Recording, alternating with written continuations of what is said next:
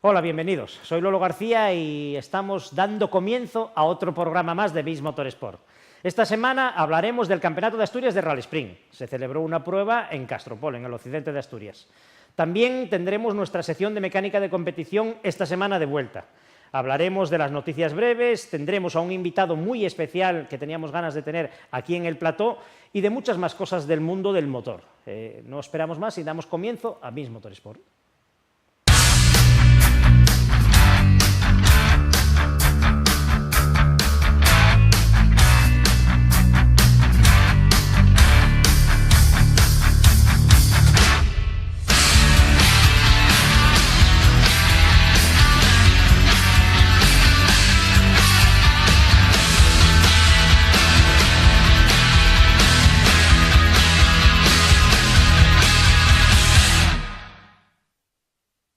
Y ahora, como cada semana, vamos a dar comienzo al programa con nuestra sección de noticias breves. Ya saben, noticias pequeñas, pero no por ello menos importantes.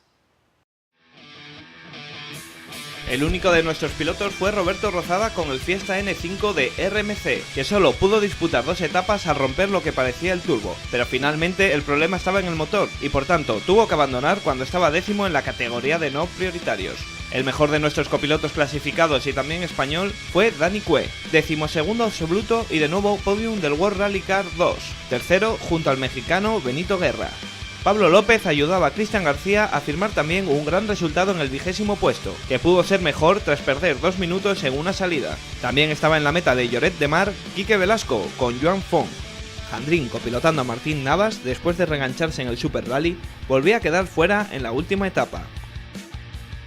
Nueva victoria de Gabriel Gutiérrez con su Fórmula Dicode. Esta vez el triunfo llegó en la subida del Piélago del Campeonato de Castilla y La Mancha y Madrid, tras una cerrada lucha con el Semo PR1 de José Alonso Lombardía. Este excelente resultado le ayuda a seguir subiendo posiciones en la clasificación provisional.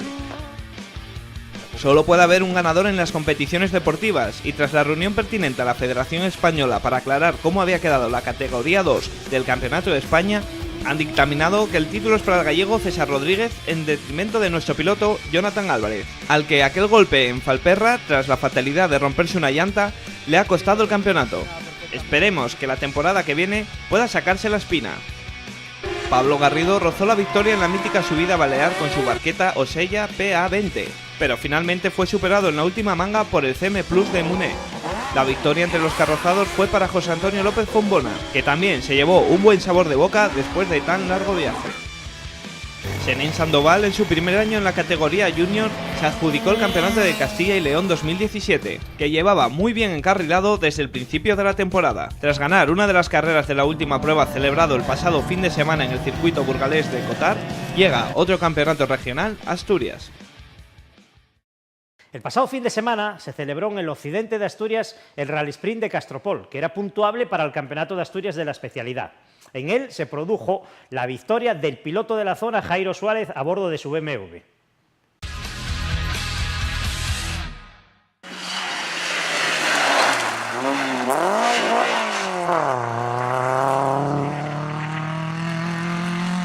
La prueba más occidental de los campeonatos de Asturias llegó a Castropol con la 12ª edición del Rally Sprint de Castropol, acogiendo la pequeña localidad a los participantes con un espléndido día. No estaban entre los favoritos y habituales seguidores de anteriores pruebas pilotos como Ordóñez u Óscar Palacio, pero sí su coche en manos de Joselo y Rubén Iván Blanco.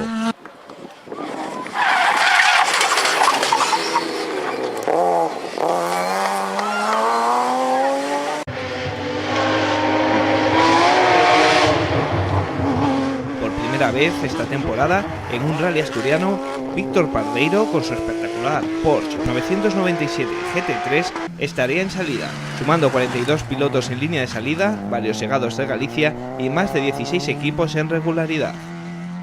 No sería ninguno de los favoritos el que empezaría marcando el primer scratch, y sí, Jairo Suárez.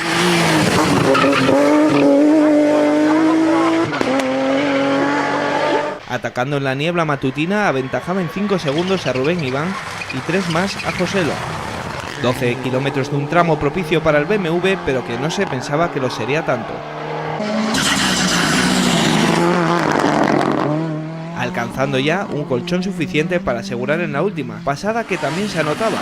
así como su primera victoria absoluta.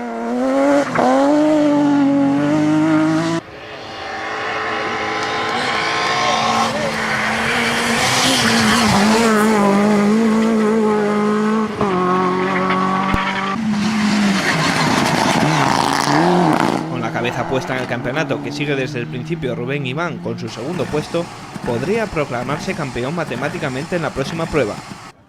Con las lógicas precauciones en un coche que desconocía y alquilado a Óscar Sanz, José Luis Alonso disfrutaba de la experiencia consiguiendo la tercera plaza, por delante del mejor tracción delantera, que fue en esta ocasión Marcos Blanco.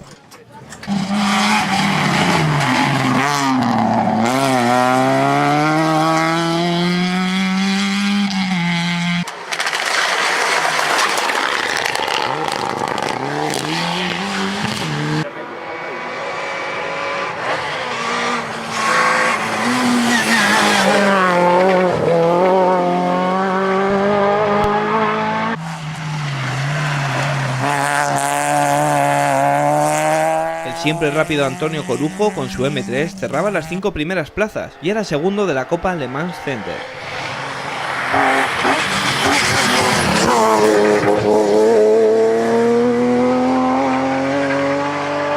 Las bajas importantes de cara a los primeros puestos llegaron pronto.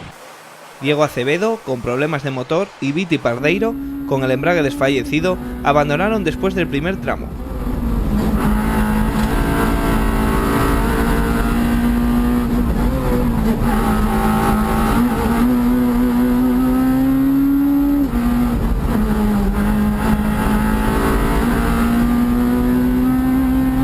Tampoco llegaba muy lejos Julio César Castillo, con problemas en el varillaje del cambio de su M30. En un terreno menos favorable que otras ocasiones, Pablo Fernández hizo igualmente un gran rally, sexto final, que le puede valer el que sería un merecido subcampeonato.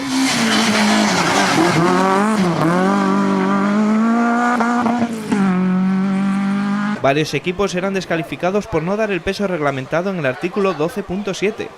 Pablo Vigil y Javier Beteta, que estrenaba su Peugeot 205, fueron dos de los pilotos afectados por una norma que ha pillado de sorpresa a varios pilotos.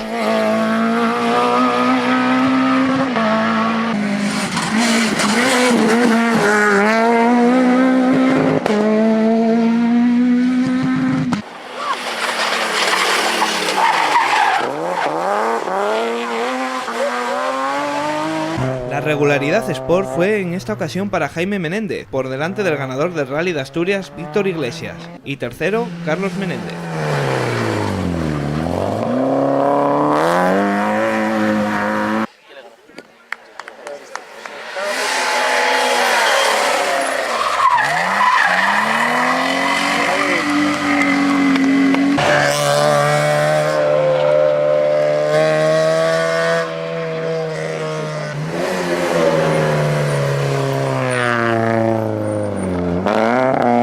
Francisco Martínez se hacía con la regularidad de 60 km por hora, superando a Jesús Sainz y Villamor.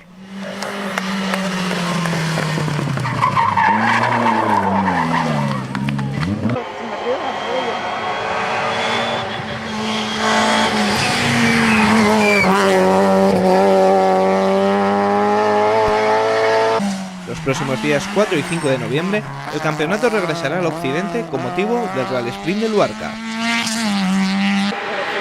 No me va.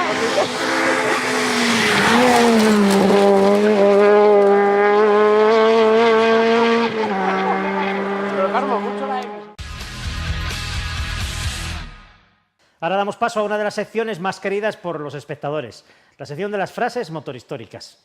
3 frases y al final del programa vamos a decir quiénes fueron los que dijeron las frases, siempre personas vinculadas al mundo del motor. Primera frase: cualquier día sustituirán a los pilotos por chimpancés. Segunda frase: aquí en América veo que los pilotos son un poco más cabrones que en la Fórmula 1. Y la tercera: me voy a retirar el día que me gane Dani Sordo. Ya saben, al final del programa vamos a decir quiénes fueron los que nombraron esas frases. Y ahora, esta semana, traemos de vuelta nuestra sección de mecánica de competición. Ya se nos van acabando los argumentos, pero todavía tenemos algo que hablar. En esta ocasión será del equipamiento o parte del equipamiento interior y exterior del coche.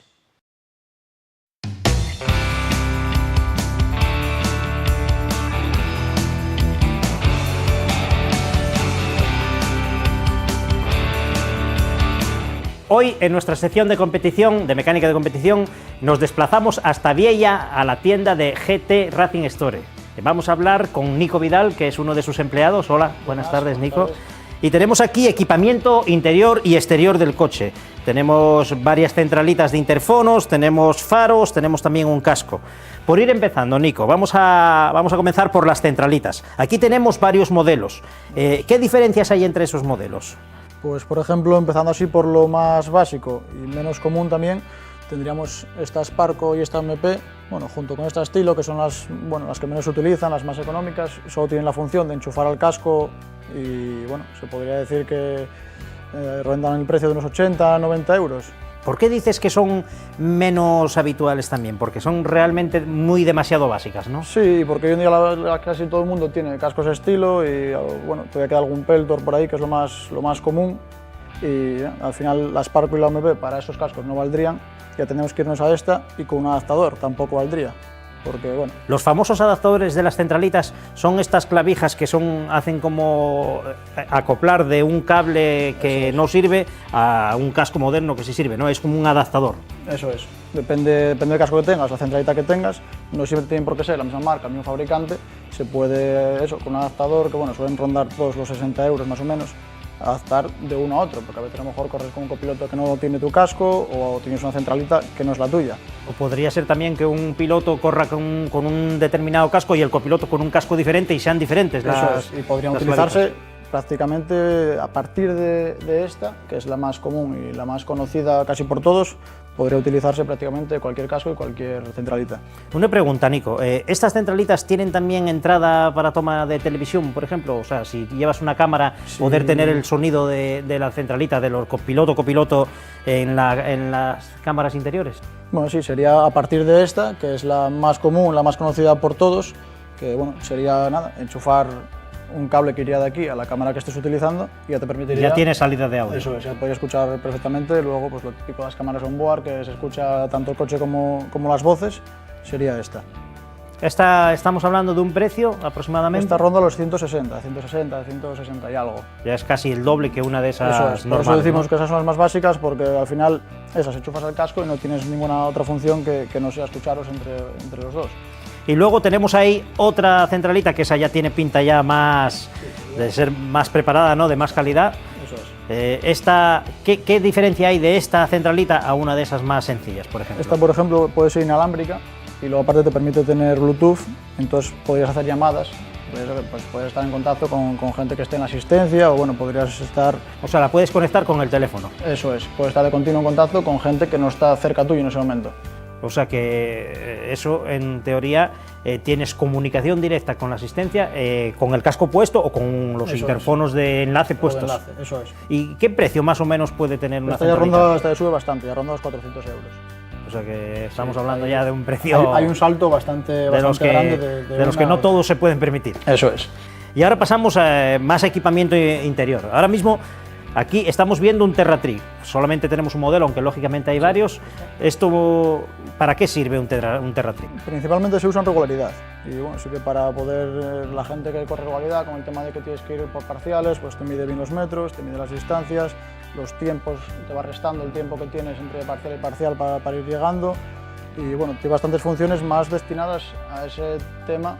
Sí, a lo que es la categoría de regularidad, ¿no? Eso además es. se supone no, lo lógico es que esto lo use más el copiloto. Sí, porque al final sí que tiene que estar pendiente de todo y de continuar mirando y bueno, calculando y demás. Me imagino que la instalación de este aparato será con un sensor en alguna de las ruedas o en el cambio. Sí, eso se pone un sensor de giro, hay gente que creo que lleva uno atrás y otro adelante, o bueno, algo así me suena, y bueno, a partir de eso te va leyendo los metros que avanzas, que es al final es lo principal que tiene esto. Y teóricamente es siempre exacto, es metros totalmente exactos. Debería ser así, eso es. Muy bien. Y ahora pasamos a otra de las cosas que queremos ver aquí en la sección de mecánica de competición. ¿Por qué? Porque ahora evolucionó mucho en estos últimos años, que se trata de los faros, ¿no?, de las famosas faradas. Aquí tenemos una carcasa de una farada de un coche, no sé si nos puedes decir el modelo de coche o es universal. Si no me equivoco es de un Volkswagen Golf, creo, de un fase 2. Y aquí en la carcasa, que es una carcasa de fibra normal y corriente, aquí irían empotrados los faros, este estilo de faros, o sea, que esos son faros ya, pues podríamos decir, clásicos, aunque tienen pinta de... Bueno, sí, son los que se llevan utilizando casi no, toda la vida, hasta que ahora salieron estas barras de LED. Hay dos tipos de faros, que estos serían para larga, se suelen poner en los dos centrales, y luego sería estos dos. Que vienen con más rayas, ¿no? Para más rayas, para alumbrar las cunetas y demás. Bueno, son más bien para eso, para corta. ¿Estos faros también tienen la posibilidad de tener bombillas xenon? O... Se puede instalar, sí, porque al final es una bombilla normal, que comprando un kit de xenon que tenga esa bombilla, se puede poner perfectamente. Ahora mismo tenemos también una farada de las que son modernas, ¿no? Que yo, sinceramente, Nico, te digo que yo dudo mucho de que esto sea tan guapo como una farada de las de toda la vida, y seguramente no sea el único que lo piense, porque lo escuché muchas veces, ¿no? Esto puesto en el morro de un coche, sobre todo de un coche más antiguo o clásico, no queda bien, pero indudablemente la calidad debe de ser buena porque alumbra, ¿no? Sí, yo personalmente tampoco es lo que más me gusta, porque alumbra mucho cerca, o sea, como te da mucho abanico de luz, pero a la larga ya tienes que gastarte mucho dinero para que una farada de estas de LED te alcance metros de verdad. O sea, no, a lo mejor en esta, por decirte algo, con 300, 400 euros, tienes una farada buena que te alumbra, pues, oye, medio kilómetro, por ejemplo, y en esta, con 400 euros, a lo mejor tienes que gastarte algo más para tener una luz de calidad. Metros, y una pregunta, ¿este tipo de faros funciona a 12 voltios con la batería del coche normal, o lleva algún tipo de transformador dentro del coche? Nada. O no, directamente se conecta, ¿no?, con este cable. Eso, el cable haces una instalación, le pones un relé para que no, por si acaso pasa cualquier cosa, que no funda todo, y al final es lo bueno que tiene también, que es muy simple, es un cable conectado, una tecla on-off y ya estaría. Tiene fácil instalación porque al final va con solo 2 tornillos. Son ligeras, ¿no? Pesa bastante menos que 4 faros y una soporte de fibra, pero bueno, depende, claro, es mucho para gustos. Al final esta es lo mismo que esa, pero en diferente formato. Tiene a los laterales los cuneteros, por así decirlo, y luego en medio trae todo el faro de larga. Ajá. Y una de las cosas que te quiero preguntar, porque supongo que, pues yo, sinceramente, yo no lo sé, ¿este tipo de faradas actuales, modernas, tiene algún tipo de caducidad, de homologación o algo? O sea, a día de hoy, de momento no. De momento todavía eso no está... Salió al mercado y, hombre, no sé si a nivel del mundial o algo eso, exigen que sea un fabricante o una marca, pero a nivel... Aquí, por ejemplo, en el Campeonato de Asturias, cualquier piloto que corra con cualquier coche puede venir a GT Racing Store y comprar una farada de estas y instalar a su coche, que no va a tener ningún problema en ningún rally en las verificaciones. Absolutamente ninguno, por eso, porque de momento nadie se mete con ello, no es como otras cosas que tienen homologación o exigen que sean fabricante, nada, esto de momento con calumbre es más bien para el piloto que para la verificación. Aunque la verdad es que también raramente hacen falta, porque ahora los rallies cada vez se hacen menos de noche, ¿no? Sí, hoy en día con el tema de estas prohibiciones y bueno, que se mete un poco con el tema de la noche, al final casi le hace falta solo a los primeros y a las 7 de la mañana cuando empieza el rally. Pero bueno, hay que tenerlo, nunca se sabe. Eso es. Pues nada, Nico, muchas gracias por darnos estas explicaciones del equipamiento del coche, y ya lo saben ustedes, si quieren, necesitan algo de iluminación del coche, de equipamiento interior y de mucho más equipamiento del piloto, del coche, de la asistencia, pues en una tienda como por ejemplo en GT Racing Store, pueden conseguir todo lo que les haga falta.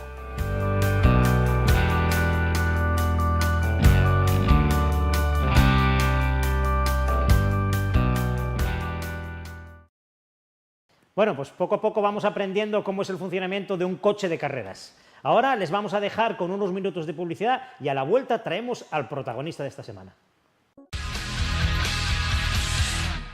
Bueno, pues estamos de vuelta y están ustedes viendo Binge Motorsport. Ahora vamos a pasar con nuestro invitado aquí en el plató. Después de un mes de septiembre y principios de octubre bastante cargado de actividad deportiva, por fin podemos traer al plató a una de las personas que queríamos tener desde hace tiempo, al copiloto con 25 años recién cumplidos, recién llegado de Barcelona de correr el Rally del Mundial, Alejandro López, Jandrín para nosotros. Muy buenas tardes. Buenas tardes, Jandro. Bueno, como acabo de decir, acabas de llegar de Cataluña, de disputar el Rally del Mundial. ¿Qué tal te fue allí con tu piloto, Martín Navas? Bueno, a ver, empezamos el rally muy bien, fuimos de menos a más, cogiendo ritmo poco a poco. Pero bueno, una salida de pista en el último tramo a 5 kilómetros del final, en una zona que se habían ya los World Rally Car metido muchísimo a morder, pues se nos fue un poco más de la cuenta. Y tuvimos un pequeño golpe que nos produjo pues tener una rotura de suspensión, de pinza, de disco, y bueno, lo suficiente pues para no poder llegar al parque cerrado final de Cataluña y cerrar un buen rally. Nos quedamos con la mano en los labios. ¿En qué categoría participabais y con qué coche? Bueno, salíamos con un Ford Fiesta R5 del equipo RMC Motorsport y salíamos como no prioritarios. Queríamos intentar ver pues, cuál era el ritmo de Martín, intentando estar en los tiempos de World Rally Car 2 para saber un poco a ver el ritmo que tenía él en tierra. Y bueno, pues era su primer rally de asfalto, porque Cataluña desde hace varios años es una prueba del Campeonato del Mundo que es la única que es mixta. Y bueno, su primer rally en asfalto, su primera vez que rodaba, y para mí hizo un rally espectacular. Fue de menos a más en cada kilómetro y muy contento de su evolución. Seguimos hablando de rallies del Mundial y bueno, hace 2 años corrías en el 2015 con Fran Cima, otro piloto asturiano, Sí. Y después de un año de éxitos conseguisteis poder salir como premio al Rally de Montecarlo del año pasado. ¿Qué tal el rally comparado con este de Cataluña? ¿Te gustó más? ¿Te gustó menos porque era más complicado? A ver, cada rally es diferente, cada rally tiene sus cosas y bueno, pues yo solamente puedo dar las gracias a Fran por confiar en mí aquel año y poder irnos hasta Montecarlo. Fue una experiencia inolvidable, mi primer rally del Mundial, y yo creo que Montecarlo es un rally pues para correr una vez en la vida, en el que aprendes muchísimo. En un mismo tramo te puedes encontrar la carretera de 1000 formas diferentes, barro, hielo, nieve, y tú tienes que ir adecuándote a las diferentes formas meteorológicas que te encuentres, ¿no? Al final, con el tema de los neumáticos, tienes que ser lo más inteligente posible, porque al final no es intentar pasar rápido los tramos, sino al final es ser inteligente a la hora de saber con qué goma pierdes menos en cada tramo. Porque siempre que haces una mala elección de neumáticos, al final te ves muy perjudicado en los tiempos. Y bueno, pues Montecarlo fue una ilusión desde pequeño, que tenía metida ahí la espinita, y fue una pasada poder estar allí. Yo no sé si te pasaría, por ejemplo, yo personalmente nunca fui a Montecarlo, pero yo pienso, yo soy asturiano, aquí en Asturias llueve mucho, el tiempo siempre está malo, resbala, yo si voy a Montecarlo me arreglo bien. Luego cuando llegas allí realmente, ¿qué es lo que pasa? O sea, está más complicado, ¿no?, de lo que parece. Sí, a ver, Montecarlo es muy difícil, hay que tener la sangre muy fría y siempre ser muy frío y muy cauto siempre a la hora de correr, ¿no? A ver, sin duda los que somos del norte tenemos una pequeña ventaja, porque a la hora de llover, de cuando se embarra todo y demás, pues tenemos bastante experiencia, pero cuando llegas y ves las zonas de hielo que no percibes a vista, cuando llegas a zonas que, por ejemplo, pasabas entrenando y tú pasabas entrenando que estaba seco, o te lo encuentras directamente con nieve, o viceversa, pues es como ir improvisando curva a curva e intentar ir pasando como puedas, ¿no? Al final, sin duda, estar arriba, en una posición de arriba en el rally de Montecarlo, sin duda es por no cometer la mayor cantidad de errores posible, intentar cometer los mínimos posibles. Un dato muy importante, sí, porque como decías antes, o sea, tú escoges las ruedas pensando en qué tipo de rueda vas a escoger para perder el menos tiempo posible, porque se da por hecho que nunca vas a ir un tramo entero con la rueda ideal, por ejemplo, ¿no? Un bucle, teníamos un tramo que era de 52 kilómetros, después uno de 15 y otro de 18. En el primer día lo entrenamos completamente entero de nieve. Cuando llegamos el día del rally, no había nieve en ningún sitio, absolutamente. Y te encontrabas zonas con hielo, zonas con barro, es decir, no se parecía absolutamente nada el rally que habíamos entrenado al rally el tramo que estábamos entrenando, al tramo que estábamos corriendo. Salías con esas gomas, con unas gomas, por ejemplo, las M+S, y, por ejemplo, llegabas al siguiente tramo y encontrabas la primera parte seca, los primeros 5 kilómetros. 3 kilómetros subiendo del puerto, hielo. Y después la bajada, nieve. Y después los 2 últimos kilómetros secos. Cuando empezabas a subir de lo seco al hielo, ya te habías quedado sin los clavos. Y entonces vas pasándolas pues muy mal, todo el día improvisando. Por eso a la hora de intentar saber jugar bien con la elección de neumáticos. Y ahora regresamos a Cataluña de nuevo. Supongo que estos días, con la tensión que se vive en aquella parte de España y bueno, todos los problemas que hubo con respecto al tema del independentismo, me imagino que el rally al final, aunque se pudo disputar, no hubo muchos problemas, ¿no? Bueno, no hubo muchos problemas, salvo por el primer día de reconocimientos, ya que fue la famosa huelga en Cataluña, y bueno, pues hubo diversas manifestaciones que nos encontramos durante los reconocimientos, y bueno, pues intentábamos resolverlo pues con las nuevas tecnologías, usando el Google Maps, utilizando carreteras anexas para poder llegar lo más pronto posible, e intentando siempre pues ir esquivando esas pequeñas pues intercepciones que había de huelgas y demás. Pero bueno, salvo por eso, el demás, el tema del Rally de Cataluña con el tema de la independentismo, perdón, pues al final no vimos ninguna cosa fuera de lugar.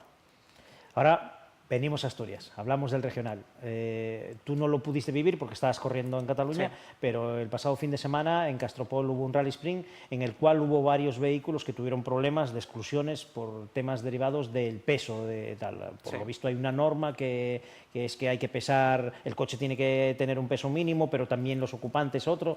¿Tú puedes explicarnos ahora esa fórmula o esa norma para que los espectadores nos puedan entender por qué hay Sí, esos mira. problemas de entendimiento de esa norma? A ver, lo principal sobre todo es saber bien las reglamentaciones. No podemos salir a correr directamente sin saber lo que está reglamentado, no solamente por aquí lo que nos involucra, que es la FAPA, la Federación Asturiana, sino porque en todo rally que vas a correr, sea en Asturias o sea fuera, al final lo que mandan son las reglamentaciones FIA y después ya pues van cambiando reglamentaciones regionales.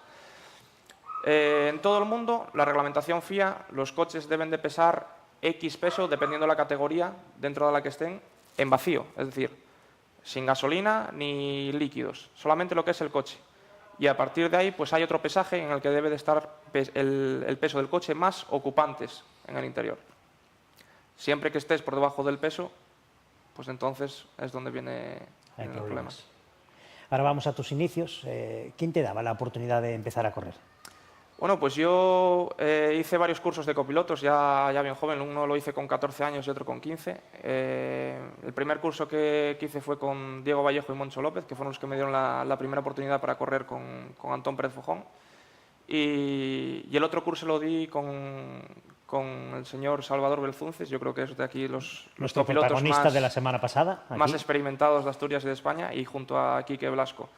Y sin duda, pues tanto unos como otros me ayudaron un montón, sobre todo Salva me ayudó y me involucró esas ganas y esa ilusión que siempre tiene él por las carreras y todo.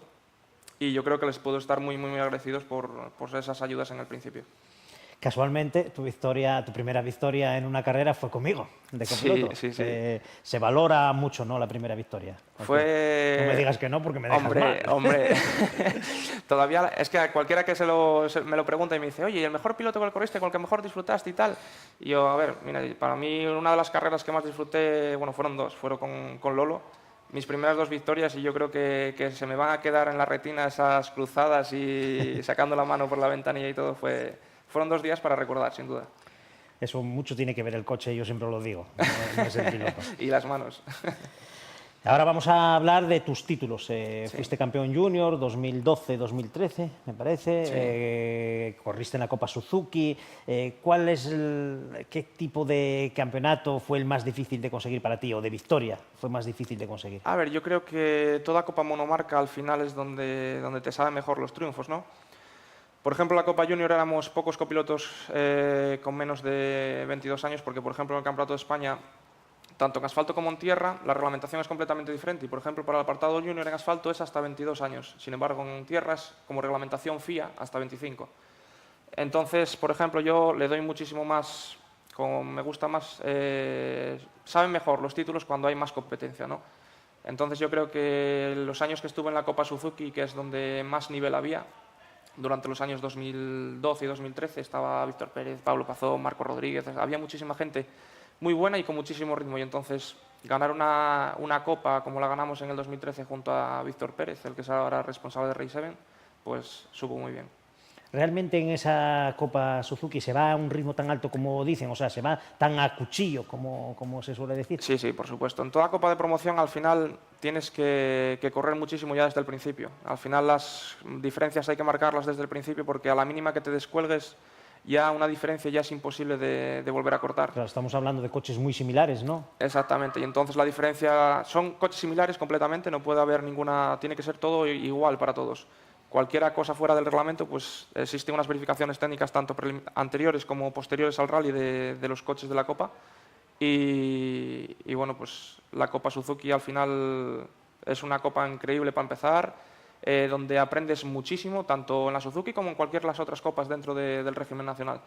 Y sin duda hay que correr mucho desde el principio para poder estar arriba, tanto a final de rally como para conseguir la puntuación a final de año para llevarte la copa. Antes nos comentabas que tú empezaste haciendo cursillos de copiloto, ¿no? Que hiciste 2 o 3. Ahora eres tú el que los das. ¿Cómo te animaste a ponerte a hacer cursillos de copiloto? Mira, pues fue una cosa que surgió pues, con la escudería de casa, con otro copiloto que también tenías tú, con Javier Rodríguez Paniagua. Y bueno, pues mi pueblo, por así llamarlo, que es Cornellana, pues se hace un rally bien bonito y con muchísima afluencia de público, que es un rally que se llama el Solo Score, que seguramente que muchos conocen. Y siempre, pues como todos sabemos, conseguir unos presupuestos para sacar adelante tanto un programa como un rally, etcétera, pues son muy elevados, ¿no? Y se nos ocurrió la idea de poder hacer un cursillo de copilotos, además de ayudar a las posibles personas que quieran saber del tema, de involucrarse y poder sacar, pues, además, una pequeña parte económica para poder llevar a cabo ese rally adelante. Porque nosotros, tanto Salva como yo, como Javi, no llevamos absolutamente nada, solamente la satisfacción de poder enseñar a otras personas pues, el trabajo, porque es un trabajo muy sacrificado. Por cierto, ¿seguís sus carreras a los alumnos cuando salen de allí? Sí. Por ejemplo, siempre que se nos pregunta a todos los profesores del curso si se necesita un copiloto para cualquier rally, pues entonces intentamos tirar de lo que es la agenda de copilotos que llevamos durante estos años. Muchos copilotos han salido de nuestros cursillos, o Raquel Ruiz, salió Alberto González, salió Laura González también. Salen muchos copilotos, intentamos ayudar siempre y que vayan evolucionando ellos también. Entonces, siempre que podemos tiramos de ellos y para adelante.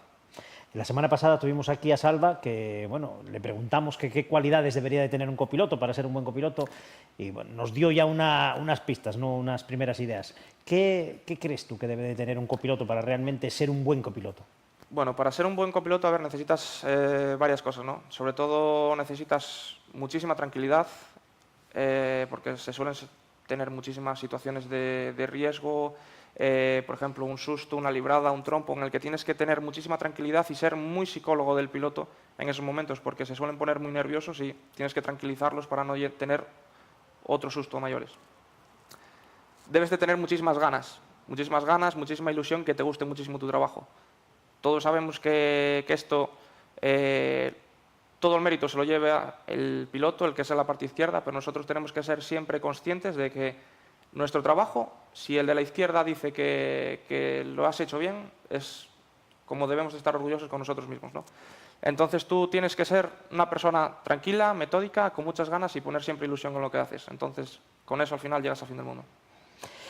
Otra de las cosas que llaman la atención de ti, que además yo iba a decir 2 cosas, pero ahora digo 3, son que tú te cuidas bastante físicamente y también cuidas el aspecto de las redes sociales. Sí. Yo tenía pensado preguntarte si eso es importante, pero es que aparte ahora me estoy dando cuenta de que además sabes hablar muy bien en los medios de comunicación, estás preparado. ¿Tú consideras que un copiloto hoy en día necesita tener esas cualidades para destacar, para ser un buen copiloto? A ver, el tema de la preparación física es muy importante, sobre todo porque vas sentado en un coche que, aunque parezca que vas sentado y que no haces nada, las fuerzas G, laterales, etcétera, un tramo de, por ejemplo, 35 o 40 kilómetros, además con la tensión y demás, necesitas tener una capacidad tanto física como mental para poder llevar un ritmo alto, porque tú, si no tienes una capacidad física buena y mental, al final empiezas con un ritmo alto, pero te acabas viniendo abajo. Y eso al final en el tiempo pues se nota a final de tramo. Eso valdría además para los pilotos. Para las dos partes. Para las dos partes. Y luego el tema de las redes sociales y el tema de hablar en público con los medios y eso es muy importante, sobre todo porque a todos nos cuesta dinero correr, pero a los patrocinadores necesitan ver su aportación económica, pues que les vuelva, ¿no? Claro. Y entonces tú, si eres una persona metódica con estas cosas, saber venderte bien y demás, pues entonces a los patrocinadores son más fáciles de encontrar y que ellos vendan mejor su producto. Claro, eso es muy importante en una carrera. Y ahora háblanos, Jandrín, eres uno de los copilotos asturianos con más proyección, desde luego. ¿Qué planes tienes de futuro? ¿Qué es lo que de aquí a finales de año y hacia el año que viene, qué tienes pensado hacer? Bueno, a ver, primero acabaremos lo que tenemos cerrado este año, por ejemplo, con el chico ecuatoriano con el que corría en el Campeonato de España de Tierra, pues con la participación en Cataluña en el Mundial, dijo que ya no íbamos a hacer más, que se iba a centrar en preparar el 2018 con más ganas, buscar mayor presupuesto. Y bueno, lo que me queda es hacer las carreras que quedan del Campeonato de España de asfalto con el chico de Baleares con el que estoy corriendo este año, con Alberto Seguí. Y bueno, como pues el que disputaste aquí en el Princesa. Sí, corrí aquí en el Princesa y bueno, no pudimos estar presentes en Llanes, pero acabaremos el Campeonato de España de asfalto. Y un par de carreras más que me quedan que me llamaron así a última hora, pero me quedan 4 carreras hasta final de año y el año que viene veremos. Ya veremos, ¿no? Teniendo en cuenta que corres con un piloto ecuatoriano, yo sí te pregunto qué es levantar la hoja, ¿me sabrías decir?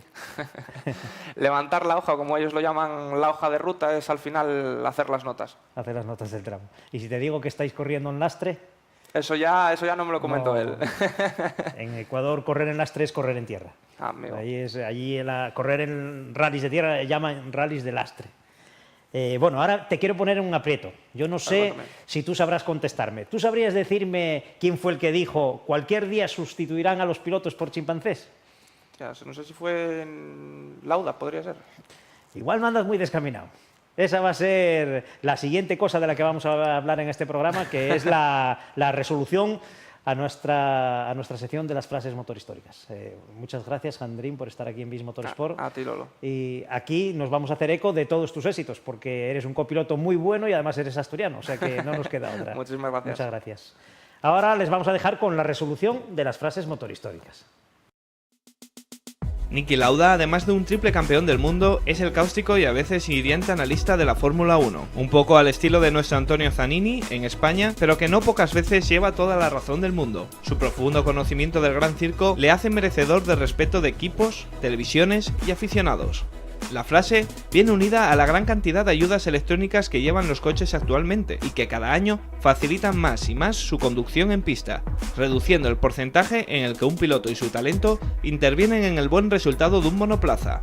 Nada que ver con sus años en la Fórmula 1, no hace tanto tiempo. Al año siguiente de ganar su único título mundial de Fórmula 1 en 1992, el británico Nigel Mansell se fue a Estados Unidos a correr la kart, que también ganaría a pesar del gran cambio que suponía respecto a las carreras en Europa. También el comportamiento de los pilotos con coches mucho más económicos y resistentes no era el mismo y no andaban con tantos miramientos en los adelantamientos y estrategias de carrera. Al cumplir sus 100 participaciones en el Campeonato del Mundo en el Rally de Suecia, Sebastián Loeb, el piloto más laureado de rallies del mundo, respondía así a la pregunta de un periodista. No lo hizo por desprecio a Dani, y sí porque un compañero de equipo le pudiese superar con el mismo coche que él llevaba. No sucedió eso ni con el cántabro ni con ningún otro piloto, y Loeb se retiraba por su propia iniciativa buscando nuevos retos. El pasado fin de semana tuvimos a nuestros pilotos más internacionales, asturianos, participando en diversas pruebas. Unos estaban en Cataluña y en este caso otros estaban en Letonia, en el Rally Liepaja. Allí José Antonio Suárez consiguió acabar el rally, además en una muy buena posición. Estas son las imágenes. Última prueba en Lituania del Campeonato Europeo de Rallys, y de nuevo con la presencia de José Antonio Suárez y Cándido Carrera a los mandos del Peugeot 208 T16 del equipo Peugeot Sport de España. Fondo, 50, ras 80. La primera etapa, sin estar cómodo con los reglajes de su coche, estuvo centrada en no arriesgar e ir ajustando todos los elementos que mejorasen su comportamiento en un terreno muy complicado.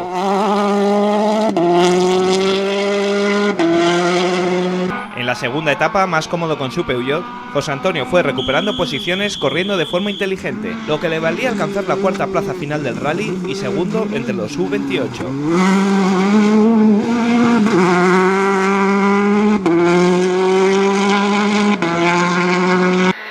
Izquierda 5 menos, vuelve Pocotín, 5 menos, vuelve Pocotín para 80. Para 80, derecha 5 corte, interior 5 corte. Con el campeonato cerrado, esta posición la upa al tercer peldaño del podium entre los pilotos por debajo de los 28 años. Terminado su periplo europeo por este año, queda luchar por el Campeonato de España de Rallys de Tierra, que esperamos pueda traer a Asturias.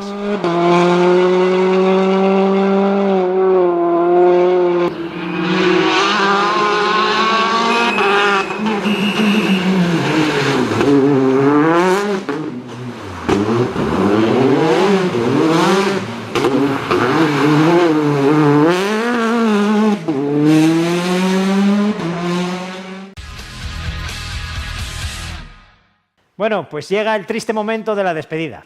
Pero ¿saben una cosa? La semana que viene vamos a traer un montón de noticias relacionadas con el motor. Entonces tampoco es tan malo. ¿Qué pasa? Este fin de semana tendremos el Rally de la Montaña Central, un rally de los más atractivos que hay en Asturias. También vamos a tener imágenes o un reportaje del Rally Rías Altas del Campeonato de España de Históricos, en el cual habrá un buen número de pilotos asturianos participando. Procuraremos también traeros alguna imagen del pasado Rally de España-Cataluña, celebrado el pasado fin de semana, y que por cuestiones de tiempo no pudimos traeros en esta semana. Traeremos también al invitado, como cada semana, y las secciones habituales. O sea que os prometo un programa bastante cargado de contenido. Hasta la semana que viene.